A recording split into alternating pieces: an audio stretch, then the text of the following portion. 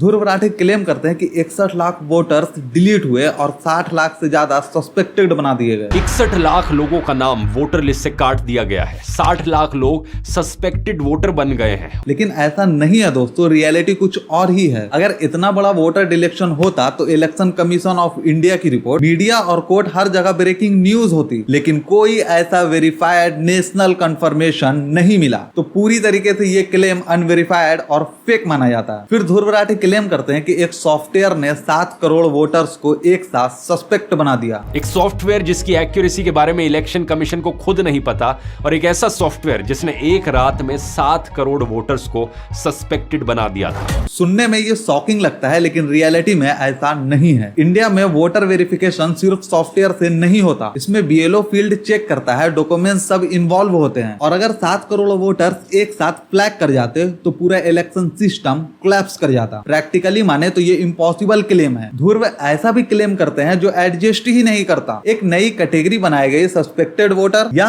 Under education, ये और भी अजीब क्लेम है। एक बिल्कुल नई कैटेगरी में डाल दिया गया है, अंडर एजुकेशन। सिंपल शब्दों में कहा जाए तो सस्पेक्टेड वोटर। लेकिन रियलिटी माने तो इलेक्शन सिस्टम में कैटेगरीज होती है, जैसे डिलीटेड, शिफ्टेड, डेड, डुप्लीकेट। तो उन्हें जानबूझकर फंसाने के लिए ये नई कैटेगरी बनाई गई है। ऐसी कोई कैटेगरी एग्जिस्ट ही नहीं करती। ये तो छोड़ो, ध्रुव बच्चों जैसी बातें कर गए अपनी वीडियो में। बंगाल के चीफ इलेक्टोरल ऑफिसर्स ने व्हाट्सएप के जरिए ऑर्डर्स जारी किए, जिनमें से कई तो ऐसे थे जो चुनाव आयोग के खुद के रिटन इंस्ट्रक्शंस के खिलाफ थे। लोकल इलेक्शन ऑफिसर्स को ड्राफ्ट लिस्ट बनाने के लिए एक डेडलाइन दी गई, लेकिन चीफ इलेक्टोरल ऑफिसर ने व्हाट्सएप पर ऑफिशियल से कहा कि वोटर्स को ऑफिशियल डेडलाइन खत्म होने से पहले ही एब्सेंट मार्क कर दें।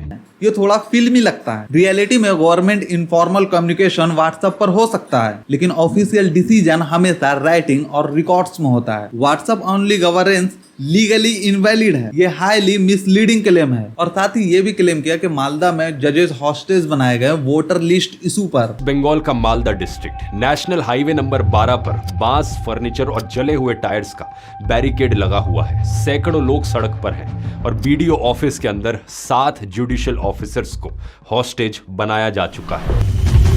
अब ये क्लेम और सीरियस हो जाता है, क्योंकि रियलिटी में ऐसा कुछ अगर होता तो पूरे देश में हेडलाइंस होती, लेकिन कोई वेरीफाइड माजोर न्यूज कवरेज नहीं मिला। ध्रुव के वीडियो में बोला गया कि फाइनल लिस्ट के बाद इलेक्शन कमीशन नाम ऐड नहीं कर सकता। एक फाइनल वोटर लिस्ट पब्लिश होने के बाद सिर्फ जुडिशियल ऑफिसर्स ही किसी का नाम वोटर लिस्ट में ऐड कर सकते हैं। चुनाव आयोग ये काम नहीं कर सकता।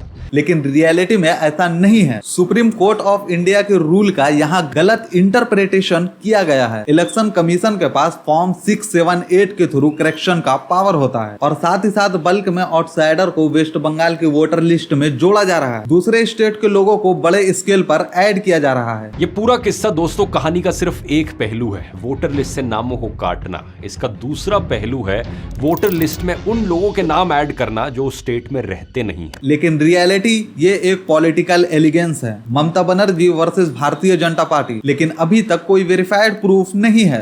वीडियो में यह भी कहा गया है कि मुस्लिम वोटर्स को खासकर टारगेट किया गया। एक रानी नगर विधानसभा के हिंदू मेजोरिटी बूथ्स पर केवल 3% वोटर्स को सस्पेक्टेड में डाला गया है। वहीं मुस्लिम मेजोरिटी बूथ्स पर 35 से 58% वोटर्स तक को फ्लैग किया गया है। मतलब इमेजिन करो, 3% वर्सेस 58%।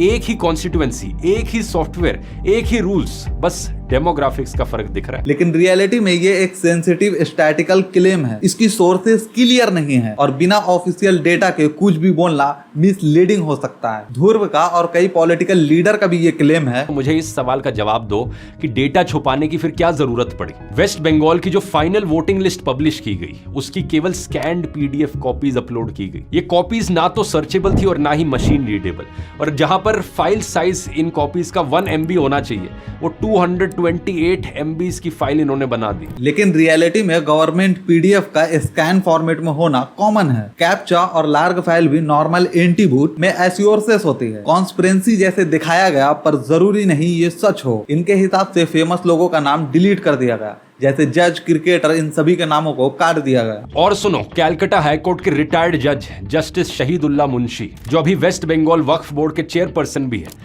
उनका नाम भी वोटर लिस्ट से डिलीट कर दिया गया। लेकिन रियलिटी में इंडिविजुअल क्लियरिकल एरर हो सकता है, लेकिन उनको यूज करके पूरा सिस्टम फेल बोलना ये गलत है। दोस्तों सच क्या है, ये पूरा नैरेटिव सेट किया जा रहा है। ऐसा दिखाया गया जैसे डेमोक्रेसी खतरे में है, सिस्टम कोलैप्स कर गया, लेकिन रियलिटी इतनी एक्सट्रीम नहीं है। अगर हम इसको एक लाइन में कहें तो मुझे तो ये वीडियो ध्रुव राठी की 101% नैरेटिव बिल्ड ही लगी। आपका क्या कहना है कमेंट में जरूर बताना।